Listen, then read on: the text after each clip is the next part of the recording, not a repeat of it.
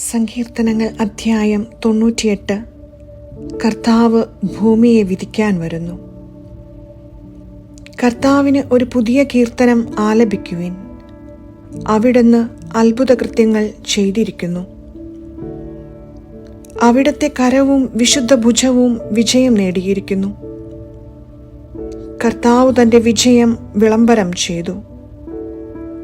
അവിടുന്ന് തൻ്റെ നീതി ജനതകളുടെ മുമ്പിൽ വെളിപ്പെടുത്തി. ഇസ്രായേൽ ഭവനത്തോടുള്ള തൻ്റെ കരുണയും വിശ്വസ്തതയും അവിടുന്ന് അനുസ്മരിച്ചു. ഭൂമിയുടെ അതിർത്തികൾ നമ്മുടെ ദൈവത്തിൻ്റെ വിജയം ദർശിച്ചു. ഭൂമി മുഴുവൻ കർത്താവിന് ആനന്ദഗീതം ആലപിക്കട്ടെ. ആഹ്ലാദാരവത്തോടെ അവിടുത്തെ സ്തുതിക്കുവിൻ. കിന്നരം മീട്ടി കർത്താവിന് സ്തുതികൾ ആലപിക്കുവിൻ. വാദ്യഘോഷത്തോടെ അവിടുത്തെ പുകഴ്ത്തുവിൻ. കൊമ്പും കാഹളവും മുഴക്കി രാജാവായ കർത്താവിൻ്റെ സന്നിധിയിൽ ആനന്ദം കൊണ്ട് ആർപ്പിടുവിൻ. സമുദ്രവും അതിലുള്ളവയും ഭൂമിയും അതിലെ നിവാസികളും ഉച്ചത്തിൽ സ്വരമുയർത്തട്ടെ. ജലപ്രവാഹങ്ങൾ കരഘോഷം മുഴക്കട്ടെ.